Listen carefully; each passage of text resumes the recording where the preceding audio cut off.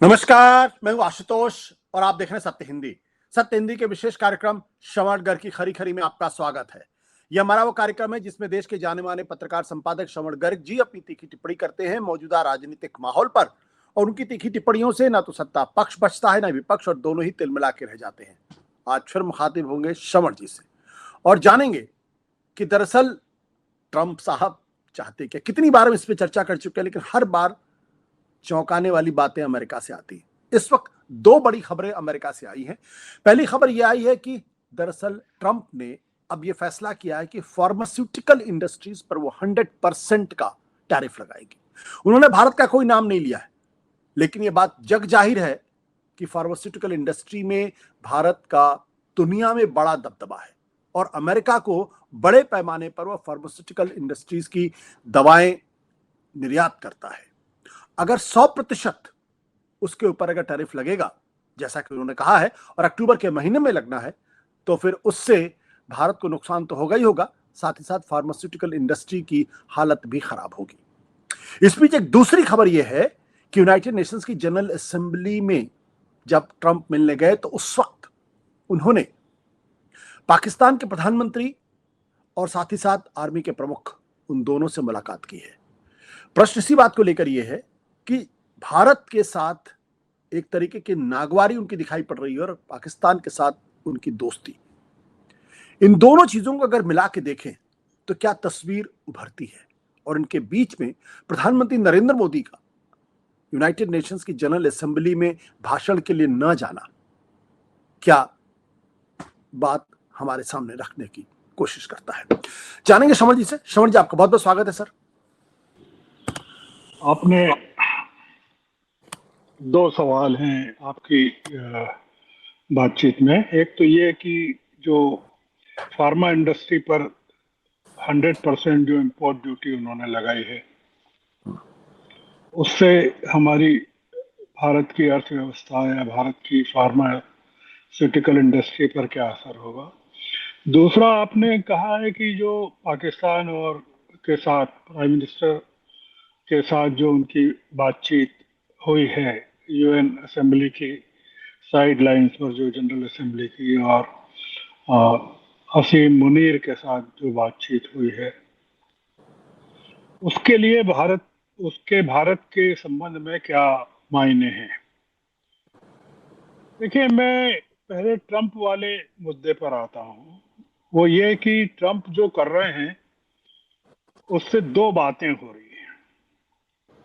कारण कुछ भी हो, मतलब मोदी जी के प्रति नाराजगी हो या भारत के प्रति हो, मैं अभी उसमें नहीं जा रहा हूं।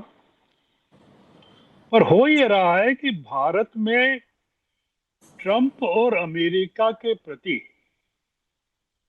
नाराजगी बढ़ती जा रही है, और जो मीडिया है, गोदी मीडिया, वो उसमें घी डाल रहा है आग में, उसको और बढ़ा रहा है, अमेरिका को विलेन बना रहा है। किसी भी अमेरिकी राष्ट्रपति को लेकर भारत में इतनी नाराजगी या इतनी चर्चा पहले कभी नहीं हुई। मतलब जैसी जितनी ट्रंप की पिछले कार्यकाल में भी नहीं हुई थी, और जो चर्चा ट्रंप की हो रही है वो उनके दूसरे कार्यकाल में भी 6 महीने के बाद, मतलब जो ऑपरेशन सिंदूर पाकिस्तान के साथ जो कॉन्फ्लिक्ट हुआ उसके बाद से, मई के बाद से ज्यादा हो रही है, अप्रैल मई के बाद से ज्यादा हो रही है। मैं इसलिए कह रहा हूं कि 1789 में जॉर्ज वॉशिंगटन जब पहले वहां के राष्ट्रपति बने, तब से लगाकर 2021 में जो बाइडन राष्ट्रपति बने, तो कोई 45 लोग अमेरिका में राष्ट्रपति बने, जी। 47 टाइम्स के लिए, मतलब दो लोग दो बार बने। पर जो ट्रंप का मामला है वो बहुत ही अद्भुत है कि इतनी नाराजगी उन्होंने दुनिया भर में पैदा कर रहे हैं। ऐसा नहीं है भारत के प्रति, पर भारत को लेकर उनका एक रवैया थोड़ा सा बहुत ज्यादा दिख रहा है। और ये जो गुस्सा है जो प्रकट हो रहा है भारत में, वो अमेरिका में रहने वाले 50 लाख जो भारतीय हैं उन पर भी असर कर रहा है। वो चूंकि वहां रहते हैं इसलिए उसको बता नहीं रहे हैं, पर निश्चित रूप से, और इन 50 लाख लोगों से जुड़े हुए जो अमरीकी हैं, ये उनको भी प्रभावित कर रहा है। मतलब काफी इसका व्यापक असर हो रहा है। जो ताजा घटना है, अगर आपने देखा हो, हमारे दर्शकों ने देखा हो, कि एक 73 साल की सिख महिला को, वो वहां रहती थी सैन फ्रांसिस्को में, बे एरिया में। जी। उनको 30 साल से रह रही थी, 73 की एज है। उनको जिस तरह से भेजा गया चार्टर्ड फ्लाइट से, मतलब बेड़ियों में, या जिस तरह से हथकड़ियों में उनको भेजा गया, उनको अपनी दवाइयां भी साथ नहीं लेने दी गई, उनको अपने जो परिजन थे उनको भी गुड बाय नहीं कहने दिया गया। ये कल परसों की घटना है। उसके कारण, मतलब ये इंडिकेटर्स ये हैं कि जो हमारे बच्चे आए थे वहां से, उसके बाद हमने सोचा था कि चीजें ठीक हो रही हैं, पर आप देखिए कि अब इसका जो मुद्दा ये है कि ट्रंप अभी 3 साल और रहने वाले हैं, 3.25 साल और रहने वाले हैं, और पता नहीं क्या करेंगे। मतलब क्या क्या करेंगे, क्या नहीं करेंगे, क्या क्या करेंगे। मोदी जी ये कहते हुए नहीं थकते हैं कि उन्होंने पाकिस्तान को घुटनों पर ला दिया।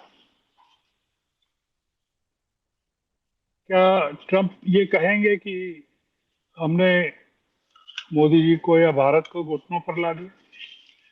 जो इस तरह की परिस्थितियां जो बन रही हैं, वो तो हमको ये दिखा रही हैं कि ट्रंप किसी दिन ये दावा करेंगे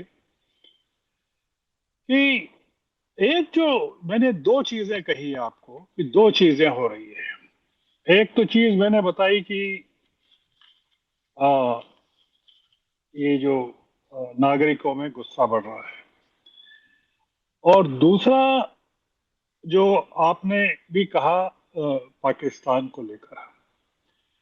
दूसरी बात यह है कि ट्रंप जो कर रहे हैं उससे क्या हो रहा है, मोदी जी की सत्ता को मजबूत कर रहे हैं ट्रंप।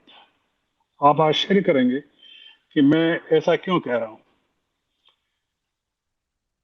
मैं इसलिए कह रहा हूं कि ट्रंप तो तीसरी बार सत्ता में नहीं आ सकते वहां अमेरिकी कानूनों के हिसाब से, पर मोदी जी आना चाहते हैं। और मैं ये कह रहा हूं कि मोदी जी की मदद ट्रंप क्यों कर रहे हैं कि इतना ज्यादा नुकसान कर चुके होंगे ट्रंप हमारे चुनावों तक, कि अपनी 11 साल की सारी विफलताओं का ठीकरा मोदी जी ट्रंप के मत्थे मढ़ेंगे, अमेरिका के मत्थे मढ़ेंगे, कि ये जो ट्रंप ने किया भारत के साथ, उसके कारण ये हमारी स्थिति हुई है।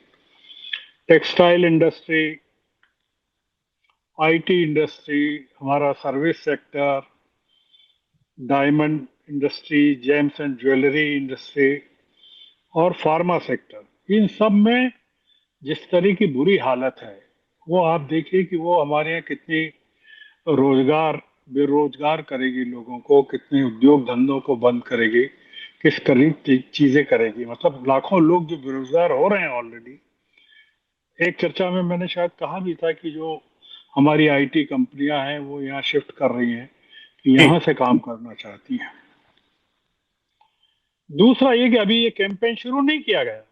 मतलब ट्रंप हमारे खिलाफ भी कार्रवाई कर रहे हैं और हम उनसे बातचीत भी कर रहे हैं, अभी भी हमको उम्मीद है। मतलब अगर आपने भी कहा एक चर्चा में कि पीयूष गोयल अभी भी वहां लगे हुए हैं कि बातचीत हो जाए, वहां के जो ट्रेड रिप्रेजेंटेटिव्स हैं उनके साथ हमारी बातचीत चल भी रही है।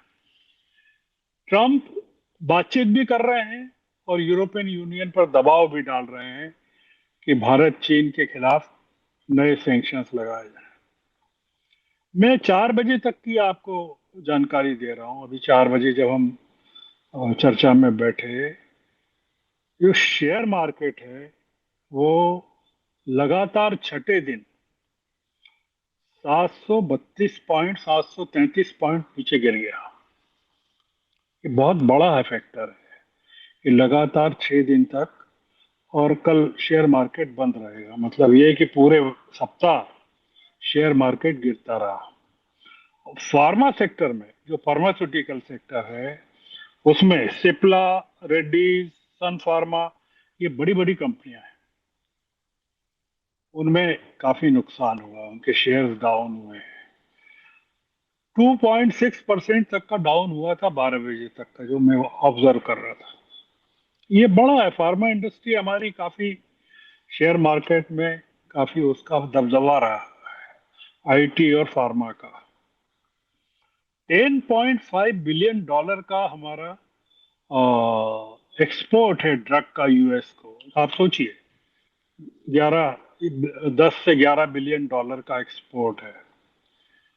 पर जो आपने एक बात बताई, वो ये जो फार्मास्यूटिकल इंडस्ट्री पर जो टैरिफ है, वो जो लगाई 100% टैरिफ, ये हमारा जो पूरा यूएस को बिजनेस है ड्रग का या फार्मास्यूटिकल का, ये चीपर जेनेरिक ड्रग्स का है, सस्ते जेनेरिक ड्रग्स का है। और इन्होंने जो टैरिफ लगाई है 100%, ये ब्रांडेड फार्मा ड्रग्स पर लगाई है, और जो ड्रग्स पेटेंटेड हैं उन पर लगाई है। तो हमारा हमको उतना नुकसान नहीं होगा, हाँ, तो तुरंत। पर शेयर मार्केट जिस तरह से रिएक्ट कर रहा है, और जो बता रहे हैं कि इसका जो इम्पैक्ट है, इम्पैक्ट भी होगा। और दूसरा ये कि आगे चलकर ट्रम्प ये भी कर सकते हैं कि वो जेनेरिक पर भी लगा दें, तो हमारी फार्मा इंडस्ट्री पूरी की पूरी बर्बाद हो सकती है। इंडिया का जो एक्सपोर्ट है, उसका करीबन 1/3 ड्रग अमेरिका में कंज्यूम होता है, मतलब वहां के कंज्यूमर्स उसको लेते हैं, और इनमें ज्यादातर जेनेरिक हैं। मतलब इसलिए अभी तो हम निश्चिंत हो सकते हैं, मतलब ये कि उनको वो पेटेंट के अंदर नहीं है और ब्रांडेड से सस्ते हैं, कुल मिलाकर ये है। पर हम आगे क्या होगा उसके बारे में पता नहीं। आपने जो एक नया मुद्दा उठाया, वो पाकिस्तान का है, जी। शहबाज शरीफ और मुनीर के साथ बातचीत। मैं आशुतोष जी इस मुद्दे को भारत के खिलाफ किसी नेक्सस या एक्सिस के बजाय अलग नजरिए से देखना चाहता हूं। और वो नजरिया ये है, जिसको लेकर अमेरिका में काफी चिंता है, कि दुनिया के कई देश इजराइल के खिलाफ लामबंद हो रहे हैं। अगर आपने ऑब्जर्व किया हो कि किस तरह से कनाडा, ब्रिटेन, फ्रांस सहित आ, कई देशों ने फिलिस्तीन को मान्यता दी है। आपने एक चीज नोटिस की कि नहीं, मैं नहीं बताता, पर मैंने चूंकि उसको सुना है, भाषण को, जी। कोलंबिया के राष्ट्रपति के भाषण को सुना है, और वो अद्भुत भाषण था इस माने में कि उन्होंने दो चीजें हुई है। उन्होंने कहा है कि एशियाई राष्ट्रों की मदद से एक इंटरनेशनल आर्मी खड़ी करना चाहिए, जो इजराइल पर हमला करे, इजराइल के खिलाफ कार्रवाई करे। ये कोलंबिया के राष्ट्रपति ने कहा, और वो उस आर्मी के लिए अपने 20,000 सैनिक देने को तैयार है। उसके बाद ब्राजील के राष्ट्रपति उनके पास गए और उनका सिर चूमा, और ये सारे विजुअल्स, वीडियो वायरल हो रहे हैं, किस तरह से कोलंबिया ने वहां किया। और दूसरा डेवलपमेंट ये कि स्लोवेनिया ने नेतन्याहू को अपने आप प्रतिबंधित कर दिया। उन्होंने कहा कि नेतन्याहू वॉर क्रिमिनल है।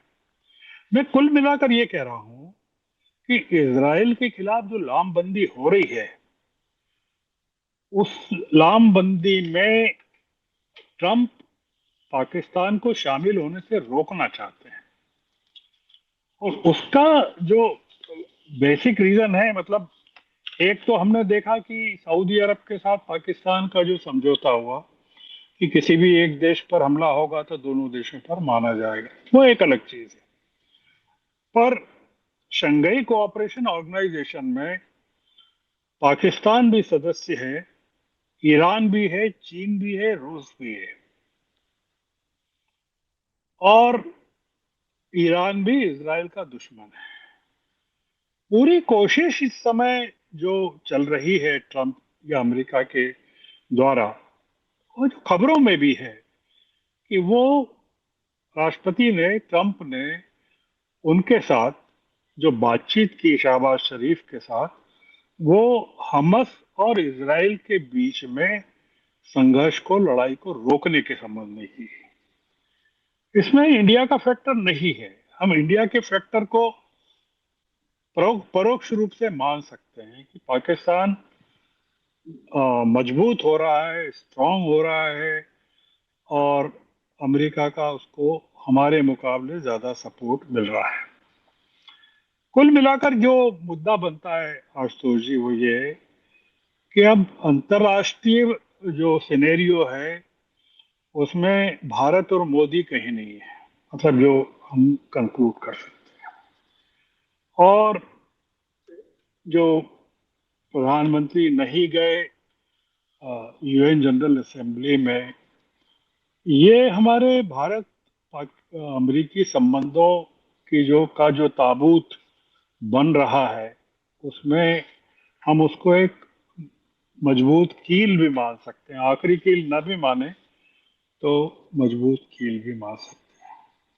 आप पाएंगे धीरे धीरे, देख ही रहे हैं हम, कि मोदी जी ने दुनिया को चलाने का सारा काम जयशंकर जी के हवाले कर दिया है।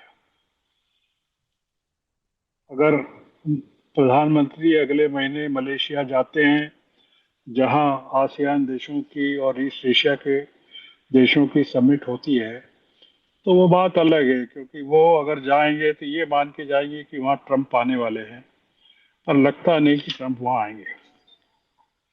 तो ये आपके जो दो सवाल थे, एक तो फार्मास्यूटिकल इंडस्ट्री पे जो 100% टैरिफ का था, उसको मैंने थोड़ा समझने की कोशिश की कि हाल फिलहाल तो जेनेरिक ड्रग्स को लेकर हमारा जो एक्सपोर्ट है वो प्रभावित नहीं होगा, पेटेंटेड और ब्रांडेड पर इसका ज्यादा इम्पैक्ट होगा। और आपने भी कहा कि भारत का नाम लेकर ये टैरिफ नहीं लगी है, तो पर मार्केट ने शेयर फार्मा इंडस्ट्रीज ने जिस तरह से रिएक्ट किया है, तो हमको लगता है कि आने वाले दिन फार्मा इंडस्ट्री के लिए भी कोई बहुत अच्छे नहीं है।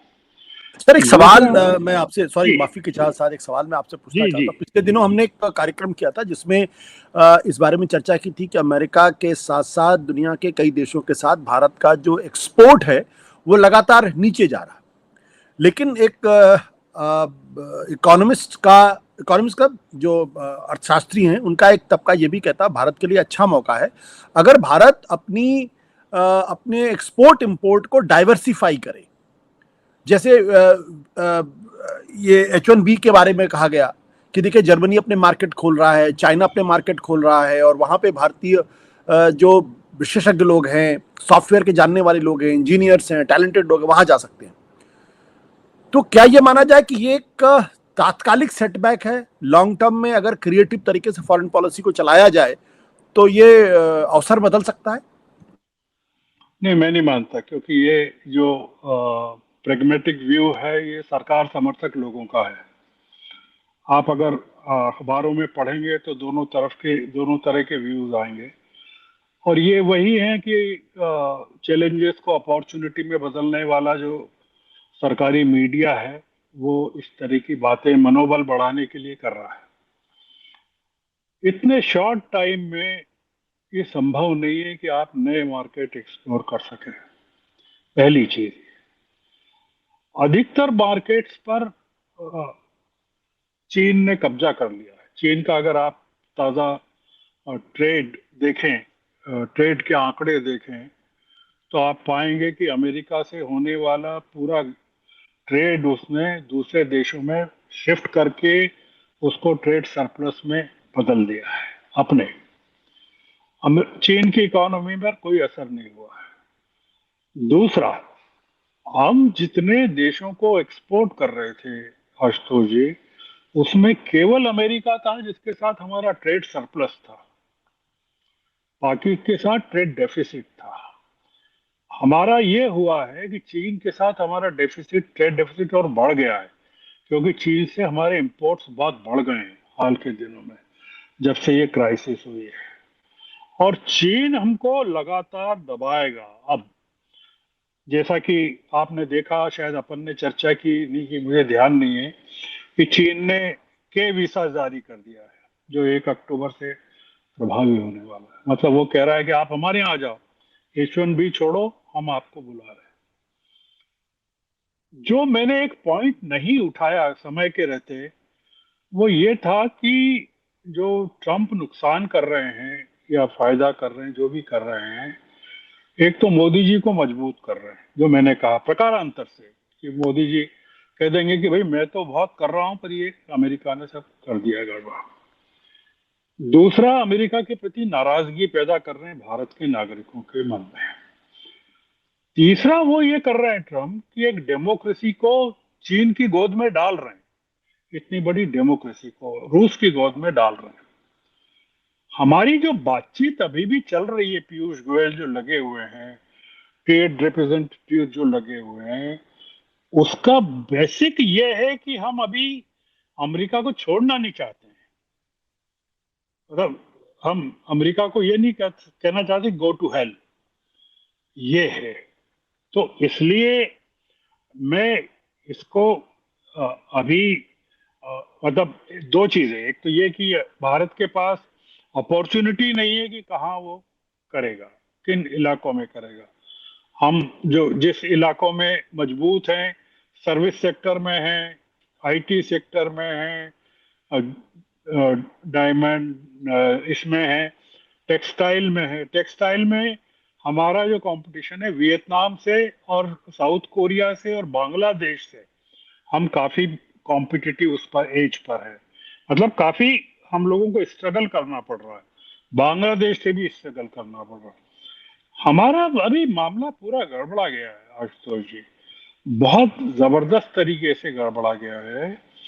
और एक जो ये प्रेशर है इंपोर्ट का, आपने अगर देखा हो कि हमारे एयर स्क्वाड्रंस किस तरह से पूरे खाली हो गए हैं, जो नए रिटायरमेंट हुए हैं स्क्वाड्रंस के, मिग का रिटायरमेंट जैसे हुआ है। हमको जरूरत है नए स्क्वाड्रंस खड़े करने की। परेशानी हम कहाँ से लेंगे? रूस से लें कि हम फ्रांस से लें कि अमेरिका से लें? एक किस्म का जिसको कहना चाहिए कि जैसे अचानक से टनल में पूरा देश पहुंच गया है, ये स्थिति हुई। और इसकी हमको कहीं से अंदेशा नहीं था कि हम इतनी जल्दी इस संकट में पड़ जाएंगे। हैंडलिंग का पूरा मामला है आशुतोष जी, ये जो हमारी मोदी जी ने और फॉरेन मिनिस्टर ने जिस तरह की हैंडलिंग की है, अब मैं उसको इसलिए कह रहा हूं कि इंटरनल मैटर में भी हैंडलिंग उतनी ही खराब है। मतलब कोई ऐसा नहीं है कि एक्सटर्नली चीजों को वो खराब कर रहे हैं, इंटरनली भी आप देखें जो खबरें हम देख रहे हैं, लद्दाख से देख रहे हैं, उत्तराखंड से देख रहे हैं, मणिपुर से देख रहे हैं, असम से देख रहे हैं, तमाम जगह से जो देख रहे हैं, तो डोमेस्टिक फ्रंट पर और इंटरनेशनल फ्रंट, वो दोनों फ्रंट पर कुछ बड़ी गड़बड़ चल रही है। वो मोदी जी के क्या कैसे एड्रेस करेंगे? क्योंकि आपने कहा कि आपके एक्सपर्ट कह रहे हैं कि साहब नए मार्केट खोजना चाहिए। हम्म। डोमेस्टिक प्रॉब्लम्स के लिए कौन से मार्केट खोजेंगे आप, या कौन से एवेन्यूज खोजेंगे? ये तो ओवरऑल आपकी पूरी की पूरी लीडरशिप का संकट है। ये कोई सीमित संकट नहीं है। मतलब अगर आप डोमेस्टिक फ्रंट पर फेल हैं तो इंटरनेशनल फ्रंट पर भी फेल है, और इंटरनेशनल पर हैं तो डोमेस्टिक पर भी आपकी ये जो क्राइसिस है वो काफी बढ़ रही है। इसलिए मैं टोटलिटी में देख रहा हूँ पूरी की पूरी चीजों को। और जिस तरह से जो अपोजिशन है डिक्टेट कर रहा है, मैं डिक्टेट टर्म्स का उपयोग कर रहा हूँ, वो बड़ा फैक्टर है कि वो चीजें डिक्टेट कर रहा है, बता रहा है कि आपको ऐसे करना है, आपने ये किया, अब आपको ये करना है। और आप देख रहे हैं इलेक्शन कमीशन ने जो कर्नाटक के मामले के बाद जिस तरह से करेक्शन किया, और हम कह रहे हैं कि इलेक्शन कमीशन ने स्वीकार कर लिया राहुल गांधी के आरोप को। It has embolden Rahul Gandhi and opposition. इसलिए मैं कह रहा हूं कि मैं डोमेस्टिक और इंटरनेशनल को अलग अलग करके नहीं देख रहा हूं। इंटरनेशनल में बहुत काफी, और अब संभावना नहीं है। अब संभावना इसलिए नहीं है कि टाइम नहीं है, तो संभावना एक्सप्लोर करने का भी टाइम नहीं है कि आप अपने ट्रेड डेलीगेशंस को नए मार्केट एक्सप्लोर करने के लिए भेजें। जिन प्रोडक्ट्स में आप अग्रणी थे, 100 बिलियन 150 बिलियन का मार्केट है अमेरिका, भारत के लिए छोटा मोटा नहीं। तो इसलिए मुझे लगता है, और ये केवल मार्केट का सवाल नहीं है आशुतोष जी, ये आप इसको व्यापार की टर्म्स में मत देखिए। वहां 50 लाख जो इंडियंस हैं, टॉप टेक कंपनीज में जो हमारे भारतीय बैठे हुए हैं वो हैं, सिलिकॉन वैली है। हमारे एक जो डेमोक्रेटिक कनेक्ट है अमेरिका के साथ और यूरोप के साथ, वो डिस्टर्ब नहीं होना चाहिए। ट्रम्प तो चले जाएंगे 3 साल बाद, तो इसलिए ये मोदी जी इसको कैसे सॉर्ट आउट करते हैं, बहुत ही दिक्कत का मुझे लगता है टाइम है। मोदी जी अगर चले जाते यूएन जनरल असेंबली में, तो शायद देश का फायदा हो जाता कुछ, क्योंकि उनको वो ट्रम्प से मिलना अवॉइड कर रहे होंगे, पर वो कब तक करेंगे?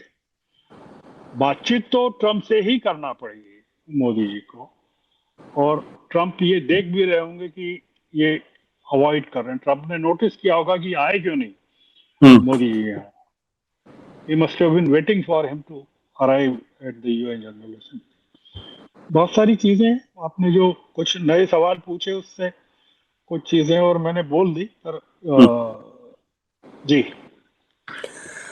Thank you sir. और कोई सवाल हो तो आप कर सकते हैं। नहीं, thank you sir, thank you sir, thank you sir.